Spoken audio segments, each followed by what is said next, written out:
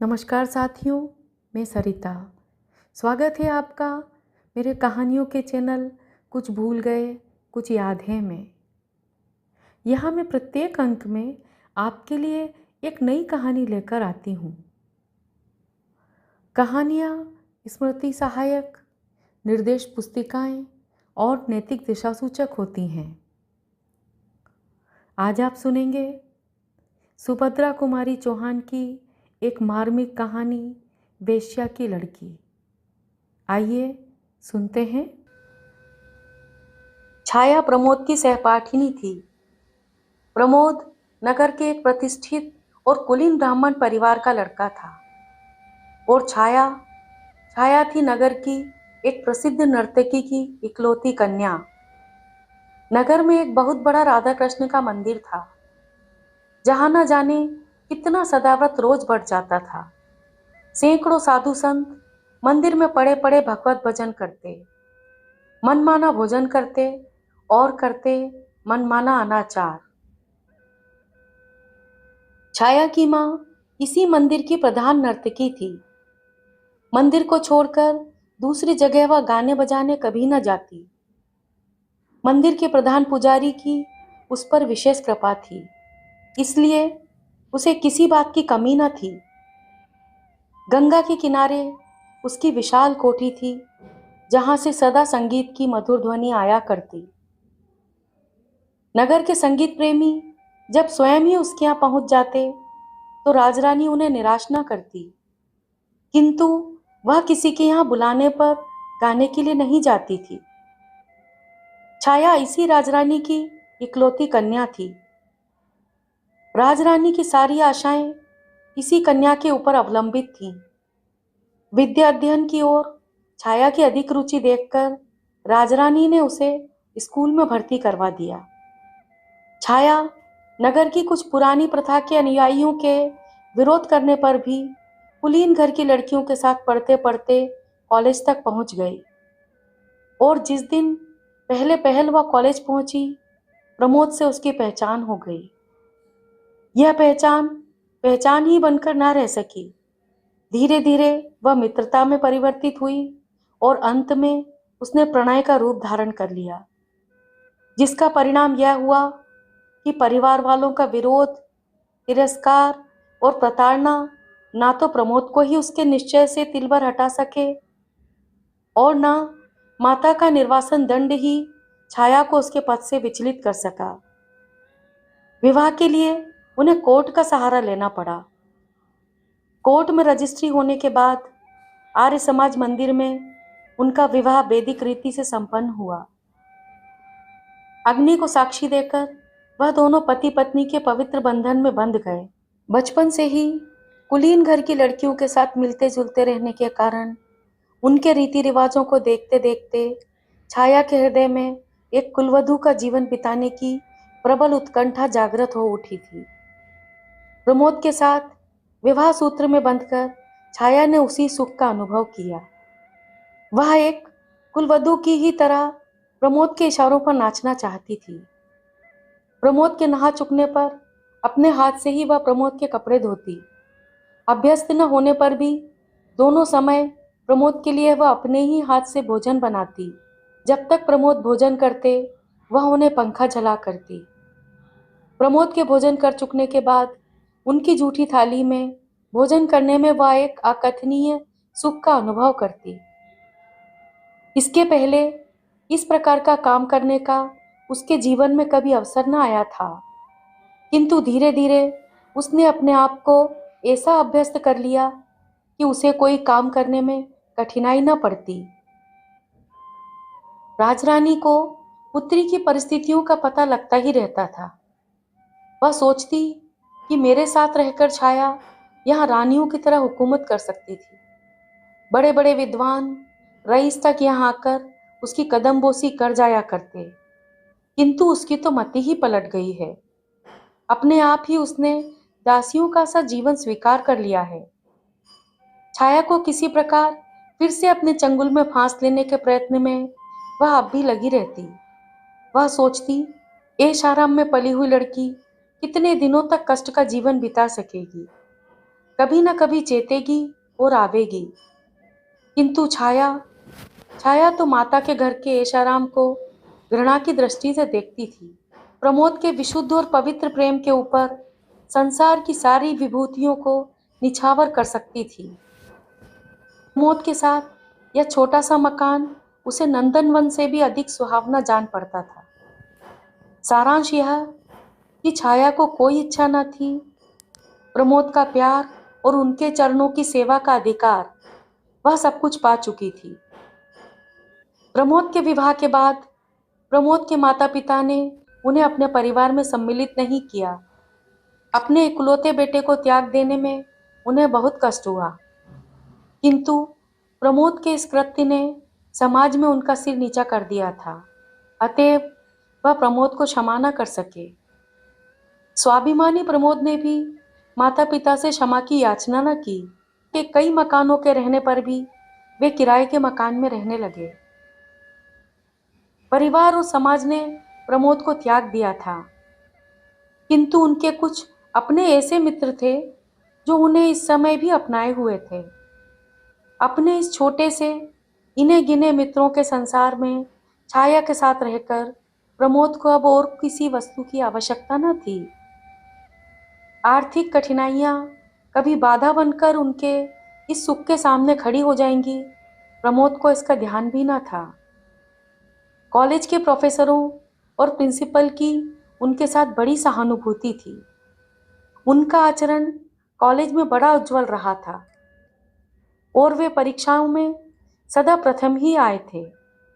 इसलिए वह थोड़ा प्रयत्न करने पर वहां प्रोफेसर हो सकते थे, परंतु सुख की आत्मविस्मृति तक बाह्य आवश्यकताओं की पहुंच कहाँ। कॉलेज में एक हिंदी के प्रोफेसर का स्थान खाली भी हुआ, किंतु प्रमोद अपने सुख में इतना भूल गए थे कि उन्हें और किसी बात का स्मरण ही नहीं रहा। उनके मित्रों और छाया ने एक दो बार उनसे इस पद के लिए प्रयत्न करने के लिए कहा भी, किंतु उनका यह उत्तर सुनकर, छाया क्यों मुझे अपने पास से दूर भगा देना चाहती हो, छाया चुप हो गई। उसे अधिक कहने का साहस न हुआ। वह प्रमोद के भावुक स्वभाव से भली भांति परिचित थी।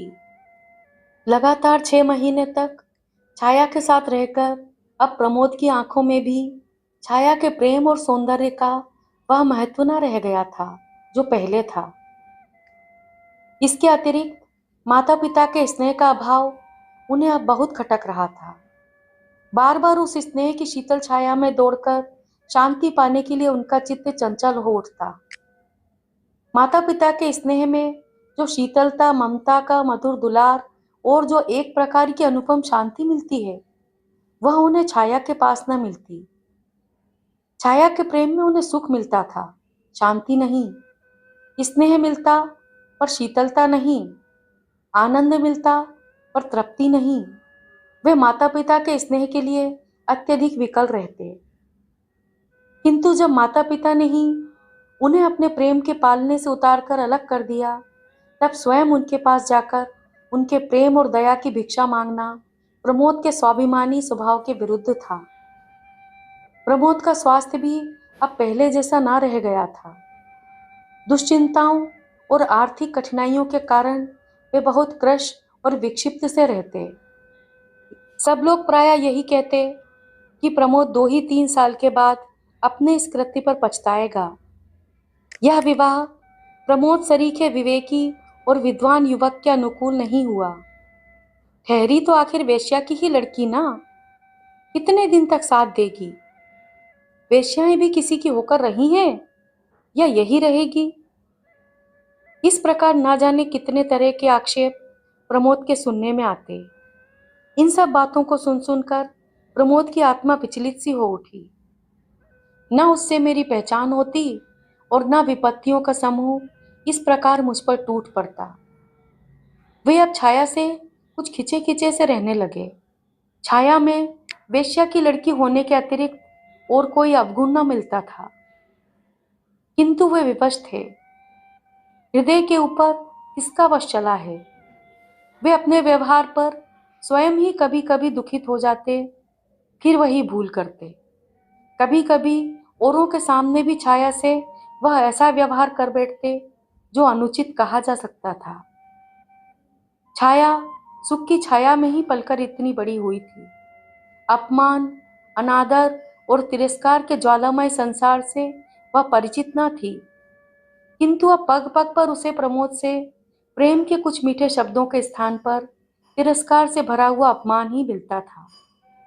छाया ने प्रमोद के इस परिवर्तन को ध्यानपूर्वक देखा था, उनके हृदय को अच्छी तरह टटोला था। इस परिवर्तन के बाद भी उसने समझ लिया था कि प्रमोद के हृदय में उसने एक ऐसा स्थान बना लिया है जिस तक किसी और की पहुंच नहीं है। उसे इसी में संतोष था। उसके ऊपर उस अपमान और तिरस्कार का अधिक प्रभाव न पड़ता। प्रमोद के जरा हंसकर बोलने पर वह सब कुछ भूल जाती थी। उसे कुछ याद रहता तो केवल प्रमोद का मधुर व्यवहार। प्रमोद के माता पिता आखिर पुत्र को कितने दिनों तक छोड़कर रह सकते थे, और अब तो प्रमोद के साथ साथ उन्हें छाया पर भी ममता हो गई थी। उनका क्रोध महीने डेढ़ महीने से अधिक ठहर न सका। वह समाज के पीछे अपने प्यारे पुत्र को नहीं छोड़ सकते थे। हृदय कहता था, चलो मना लाओ, बेटा आत्माभिमानी है तो पिता को नम्र होना चाहिए, किंतु आत्माभिमान आकर उसी समय गला पकड़ लेता। पुत्र के दरवाजे स्वयं उसे मनाने के लिए जाना उन्हें अपनी प्रतिष्ठा के अनुकूल न जान पड़ता। फिर पुत्र ही तो है, यदि वह पिता के पास तक आ जाए तो क्या उसकी शान में फर्क आ जाएगा। सारांश यह कि चंद्रभूषण और सुमित्रा अब बहू बेटे के लिए व्याकुल होते हुए भी उन्हें बुला न सके। एक दिन एक व्यक्ति ने आकर कहा कि प्रमोद बहुत दुबला हो गया है और कुछ बीमार सा है। माता का हृदय पानी पानी हो गया। उसने उसी समय एक नौकर के हाथ कुछ रुपए भेजकर कहला भेजा कि प्रमोद आकर उनसे मिल जाए। रुपए तो प्रमोद ने ले लिए क्योंकि उन्हें आवश्यकता थी, परंतु वे घर न जा सके। उन्होंने समझा माँ ने पिता की चोरी से घर में बुलवाया है, इसलिए जिस घर में वे पैदा हुए, जहाँ की जलवायु में पलकर इतने बड़े हुए, उसी घर में चोर की तरह जाना उन्हें भाया नहीं। वे नहीं गए, जाना अस्वीकार कर दिया। इससे सुमित्रा को बड़ा दुख हुआ। वे उठते बैठते चंद्रभूषण से इस बात का आग्रह करने लगी कि वे प्रमोद को स्वयं लेने जाएं। उसे मनाने में उनकी प्रतिष्ठा ना कम पड़ेगी। पिता का हृदय तो स्वयं ही पुत्र के लिए विकल हो रहा था। वह तो स्वयं चाहते थे अब सारी जिम्मेदारी सुमित्रा के सर पर छोड़कर वे पुत्र को मनाने चले। कहीं छाया पैर छूने आई तो, लाख वेश्या की लड़की है पर अब तो मेरी पुत्र वधू है, क्या मैं खाली हाथ ही पैर छुआ लूंगा। सराफे की ओर घूम गए। वहां एक जोड़ी जड़ाऊ कंगन खरीदे और जेब में रखकर 10 कदम भी न चल पाए होंगे कि सामने से प्रमोद आते हुए दिखे। चंद्रभूषण के पैर रुक गए। प्रमोद भी ठिठके। झुककर उन्होंने पिता के पैर छू लिए। चंद्रभूषण की आंखों से गंगा जमुना बह निकली। प्रमोद के भी आंसू न रुक सके। दोनों कुछ देर तक इसी प्रकार आंसू बहाते रहे। कोई बातचीत न हुई।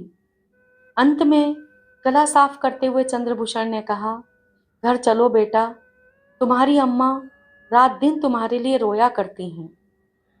प्रमोद ने कोई आपत्ति न की, चुपचाप पिता के साथ घर चले गए।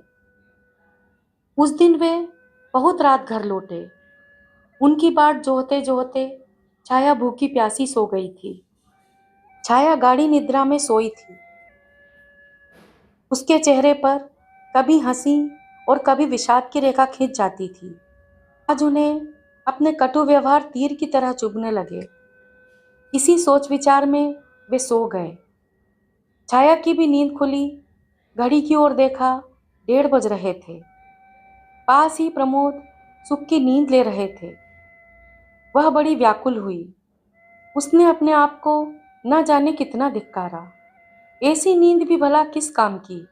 वे आए और भूखे प्यासे सो रहे और यह निगोड़ी आंखें ना खुली। छाया फिर सो न सकी। बाकी रात उसने करवट बदलते ही बिताई। सवेरे प्रमोद सोकर उठे तब उनका चेहरा और दिनों की अपेक्षा अधिक प्रसन्न था। उठने पर उन्होंने छाया से पिता की मुलाकात, अपने घर जाने की बात और वहां के सब लोगों के व्यवहार और बर्ताव सभी बतलाए। छाया सुनकर प्रसन्न हुई, किंतु उस घर में छाया भी प्रवेश कर सकेगी या नहीं, ना तो इसके विषय में प्रमोद ने कुछ कहा और ना ही छाया को कुछ पूछने का साहस हुआ। अब प्रमोद की दिनचर्या बदल गई थी। वह सवेरे से उठते ही अपनी माँ के पास चले जाते, वहीं हाथ मुंह धोते, वहीं दूध पीते, फिर अखबार पढ़ते पढ़ाते, मित्रों से मिलते जुलते वे करीब 11-12 बजे घर लौटते। इस समय उन्हें घर आना ही पड़ता, क्योंकि छाया उन्हें भोजन कराए बिना खाना ना खाती थी। छाया को अब प्रमोद के सहवास का अभाव बहुत खटकता था, किंतु वह प्रमोद से कुछ कह न सकती थी। वह कुछ ऐसा अनुभव करती थी जैसे प्रमोद के चरणों पर अपना सर्वस्व निछावर करके भी वह प्रमोद को उस अंश तक नहीं पा सकी है जितना एक सहधर्मिणी का अधिकार होता है। इसी प्रकार 6 महीने और बीत गए। आज वही तिथि थी जिस दिन छाया और प्रमोद विवाह के पवित्र बंधन में बंधकर एक हुए थे। वह आज बड़ी प्रसन्न थी। सवेरे उठते ही उसने स्नान किया, एक गुलाबी रंग की रेशमी साड़ी पहनी। जो कुछ आभूषण थे वह सब पहनकर वह प्रमोद के उठने की प्रतीक्षा करने लगी। प्रमोद उठे और उठकर प्रतिदिन के नियम के अनुसार पिता के घर जाने लगे। छाया ने पहले तो उन्हें रोकना चाहा, किंतु फिर कुछ सोचकर बोली, आज जरा जल्दी लौटना। क्यों, कोई विशेष काम है? प्रमोद ने पूछा। आज अपने विवाह की वर्षगांठ है। कुछ प्रसन्नता और कुछ संकोच के साथ छाया ने उत्तर दिया। होगी, उपेक्षा से कहते हुए प्रमोद ने साइकिल उठाई और वे चल दिए। छाया की आंखें डबडबा आईं। वह कातर दृष्टि से प्रमोद की ओर तब तक देखती रही जब तक वे आंखों से ओझल न हो गए। फिर भीतर आकर घर के कामकाज में लग गई। भोजन में आज उसने कई चीजें जो प्रमोद को बहुत पसंद थीं बनाई, किंतु इधर भोजन का समय निकल जाने पर भी प्रमोद घर न लौटे तो वह चिंतित सी हुई। उससे रहा न गया। उठकर वह प्रमोद के घर की तरफ चली। घर के सामने पहुंचकर उसने देखा कि चंद्रभूषण तख्त पर बैठे हैं। छाया को देखते ही वे कुछ स्तंभित से हुए, किंतु तुरंत ही आदर भाव प्रदर्शित करते हुए बोल उठे, आओ बेटी, कैसे आई हो? आओ बैठो। वह उनके इस व्यवहार पर बड़ी प्रसन्न हुई। उसकी समझ में न आता था कि वह प्रमोद के विषय में कैसे पूछे। इसी पसोपेश में वह कुछ देर चुपचाप खड़ी रही। अंत में अपने सारे साहस समेटकर उसने पूछा, वे कहाँ हैं? किसे? प्रमोद को पूछती हो? वह तो इधर कल शाम से ही नहीं आया। पर हाँ, वह प्रायः मिस्टर अग्रवाल के यहाँ बैठा करता है। तुम ठहरो, मैं उसे बुलवाए देता हूँ, चंद्रभूषण ने उत्तर दिया। उधर प्रमोद की माँ दरवाजे की आड़ से खड़ी खड़ी छाया को निहार रही थी और मन ही मन सोच रही थी, कैसी चांद सी है। चाल ढाल से भी कुलीन घर की बहू बेटियों से कुछ अधिक ही जचेगी, कम नहीं। बातचीत का ढंग कितना अच्छा है, स्वर कितना कोमल और मधुर है। चूल्हे में जाए वह समाज जिसके कारण मैं इस हीरे के टुकड़े को अपने घर में अपनी आंखों के सामने नहीं रख सकती। छाया फिर बोली, आप उन्हें न बुलवाकर मुझे ही वहां न पहुंचवा दें। अच्छी बात है, कह के चंद्रभूषण अपने एक विश्वास पात्र नौकर के साथ छाया को मिस्टर अग्रवाल के घर भेजकर भीतर आए। पत्नी से कहा, वह लड़की जिसके साथ तुम्हारे बेटे ने ब्याह किया है आज आई थी। पत्नी ने तिरस्कार के स्वर में कहा, वह बेचारी तो तुम्हारे दरवाजे तक आई और तुमसे इतना भी ना बन पड़ा कि उसे घर के भीतर तक लिवा लाएं। चंद्रभूषण सिर खुजाने लगे, बोले, वाह, मैंने तो तुम्हारे ही डर के मारे नहीं बुलाया, नहीं तो बुलाने को क्या हुआ था, अपनी ही तो बहू है। फिर वे उठकर भीतर चले गए। अलमारी से वही कंगन की जोड़ी जो उस दिन उन्होंने खरीदी थी लाकर पत्नी के सामने धर दी। बोले, लो, अब जब आवे तो उसे यह कंगन पहना देना। सुमित्रा ने चकित दृष्टि से एक बार कंगन और एक बार पति की ओर देखा, फिर प्यार किंतु तिरस्कार सूचक स्वर में बोली, मेरे लिए तो ऐसा कंगन कभी ना लाए थे, अपनी बहू के लिए कैसे चुपचाप खरीद लाए, किसी को मालूम भी ना होने पाया। अरे, तो ऐसे कंगनों के लिए कलाई भी तो वैसी ही चाहिए। कहते कहते चंद्रभूषण बाहर चले गए। कंगन उठाकर सुमित्रा ने रख लिए और उसी दिन से फिर छाया की बाट जोहने लगी। छाया ने मिस्टर अग्रवाल के घर पहुंचकर देखा, प्रमोद ताश के खेल में तल्लीन है। वहां पर कई युवक और युवतियां थीं। प्रमोद सबसे हंस हंस कर बातें कर रहे थे। वहां पर मिस्टर अग्रवाल की कन्या शांता को छोड़कर छाया किसी को पहचानती न थी। शांता प्रमोद की बाल सहेली थी और वे उसका बहुत आदर करते थे। अंत में शांता की नजर उस पर पड़ी। उसने उठकर छाया को आदर के साथ बैठाया। प्रमोद को छाया का इस प्रकार उसकी खोज में ही सही उसके मित्रों के घर तक पहुंचना अच्छा न लगा। उन्होंने वहीं सबके सामने उसे डांट दिया। वे सिर से पैर तक जल उठे। कुछ देर वहां बैठकर फिर वे अपने घर आए। उन्होंने छाया को खूब आड़े हाथों लिया। जो कुछ जी में आया क्रोधावेश में कहते गए। क्रोध में ना मनुष्य की बुद्धि रह जाती है, ना विवेक। प्रमोद ने जो कुछ कहना था वह भी कहा और जो कुछ ना कहना था वह भी कहा। अंत में उन्होंने यहाँ तक कह डाला कि तुम अपने परिवार की चाल क्यों छोड़ सकोगी, गली गली घूमोगी नहीं तो काम कैसे चलेगा। तुम तो मालूम होता है वही करोगी जो तुम्हारी माँ आज तक कर रही हैं। छाया कट सी गई। अपमान उसके चेहरे पर तड़प उठा, किंतु वह कुछ नहीं बोली। वह जानती थी कि कुछ बोलकर अपना अहित छोड़कर वह हित नहीं कर सकती। अंत तक अपने इस कार्य के लिए वह विनम्र भाव से प्रमोद से क्षमा मांगती रही और इस बात का आश्वासन देती रही, अब उससे ऐसी भूल कभी ना होगी। छाया, मैं तो मिस्टर अग्रवाल के घर जा रहा हूँ, वहां मुझे कुछ शांति मिलती है। शांता के पास पहुंचकर मैं एक प्रकार के सुख और शीतलता का अनुभव करता हूँ। वहां मैं सारी दुश्चिंताओं से क्षण भर के लिए अपने आप को मुक्त पाता हूँ। वहां मैं जितना अधिक रहूं, रहने दिया करो। तुम्हारे पास मुझे सिवा ग्लानि और क्षोभ के कुछ नहीं मिलता। तुम्हारे पास मैं शांति नहीं किंतु अशांति ही अधिक पाता हूँ। शीतलता नहीं, मुझे जलन होती है। और यह सच है छाया कि अब मैं तुमसे घृणा करने लगा हूँ। तुम्हारी माँ के घर की दासी का आना जाना मैं संदेह की दृष्टि से देखता हूँ। मुझे तुम्हारे ऊपर विश्वास नहीं रह गया है। अब तुम मेरे पीछे मत पड़ो। तुम्हें स्वतंत्र किए देता हूँ। तुम चाहो तो अपनी माँ के पास जाकर सुख से रह सकती हो। बस अब और अधिक मुझे अपने साथ रहने के लिए विवश मत करो। कहते हुए प्रमोद बाहर चले गए। छाया वहीं धरती पर लौटकर फूट फूट कर रोने लगी। आज उसे मालूम हुआ कि वह कितनी असहाय, कितनी विवश और कितनी दुर्बल है।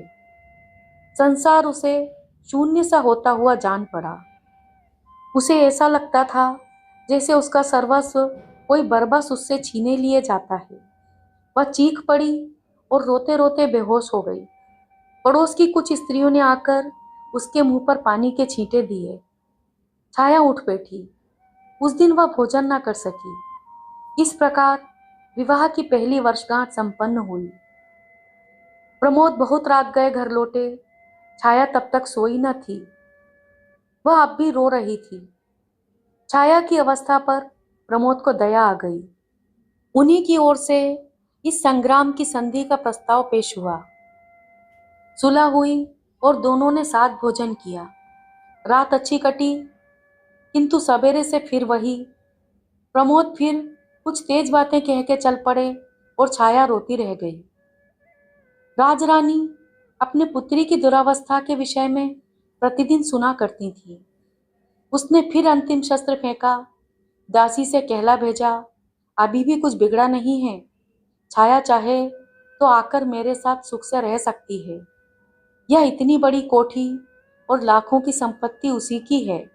छाया ने उसके उत्तर में माँ को कहला भेजा, मैं अपने पति के चरणों को छोड़कर नहीं जा सकती। सीता और सावित्री का महान आदर्श मुझसे कहता है कि पति ही मेरा परमेश्वर है। पति को छोड़कर स्त्री की कहीं दूसरी जगह गति नहीं हो सकती। इस उत्तर से राजरानी के स्वाभिमान को धक्का सा लगा। उसने सोचा भी और ठोकरें खाने के बाद उसकी अक्ल ठिकाने आएगी, तब अपने आप चली आएगी। जैसे ही दासी घर से बाहर निकली, प्रमोद ने घर में प्रवेश किया। वह सिर से पैर तक जल उठे। घर के अंदर जाते ही उन्होंने बेकसूर ही सारा क्रोध छाया पर उतार दिया। छाया के हर छोटे छोटे कार्य को अब वे संदेह की दृष्टि से देखते थे। उन्हें उसके ऊपर विश्वास न रह गया था। उन्होंने दासी के आने का कारण पूछा और छाया के सच सच कह देने पर भी वे विश्वास न कर सके। क्रोध में उन्मत्त से हो रहे थे। क्रोध के साथ बोले, छाया तुम जाओ, जाओ अपनी माँ के साथ रहो, मेरा पिंड छोड़ दो। तुम्हारे साथ रहने से मुझे कष्ट भर होता है और कुछ नहीं। मैं अपने आप तो तुम्हें छोड़ नहीं सकता। तुम अपने आप ही अपनी माँ के पास चली जाओ तो मेरे ऊपर किसी प्रकार की जिम्मेदारी ना रह जाएगी। मेरा कहना मानो, मुझे इस बंधन से मुक्त कर दो छाया। तुम भी सुख से रह सकोगी, मैं भी सुख से रहूंगा। छाया ये बातें चुपचाप सुन रही थी। उसकी आंखों से आंसू बहते जाते थे। उसने हिचकियों के साथ कहा, प्रमोद, तुम बंधन से मुक्त होना चाहते हो तो मैं कर दूंगी। व्यंग्य और उपेक्षा की हंसी के साथ प्रमोद ने कहा, हाँ यही चाहता हूँ छाया, मुझे बंधन से मुक्त कर दो। जिस दिन तुम मेरी इतनी बात मान लोगी, मुझे बड़ी शांति मिलेगी। शाम को घर लौटकर प्रमोद ने देखा, छाया अपने जीवन की अंतिम सांसें ले रही थी। उसकी आंखें कदाचित एक बार प्रमोद को देख लेने की प्रतीक्षा में खुली थीं। प्रमोद के आते ही एक हिचकी के साथ उसकी आंखें सदा के लिए बंद हो गईं। प्रमोद पागलों की तरह छाया की लाश पर गिर पड़े। आज भी प्रमोद नन्ही सी पोटली जिसमें छाया का चित्र और उसका अंतिम पत्र है, बड़ी सावधानी से हृदय से लगाए हुए नगर के सुनसान स्थानों में या खंडहरों में देखे जाते हैं। वे न कभी किसी से बोलते हैं और न किसी की बात का उत्तर देते हैं। हाँ, अपने आप ही वे कभी कभी एक विचित्र प्रकार की आवाज़ से कुछ कहते हैं, जिसको बस वे ही समझते हैं और कोई नहीं। आज की कहानी यहीं खत्म होती है। किसी भी व्यक्ति का मूल्यांकन उसके जन्म या पारिवारिक पृष्ठभूमि से नहीं, बल्कि उसके चरित्र और गुणों से होना चाहिए। मैं सरिता अब आपसे विदा लेती हूँ। कल फिर मिलूँगी एक नई कहानी के साथ। नमस्कार।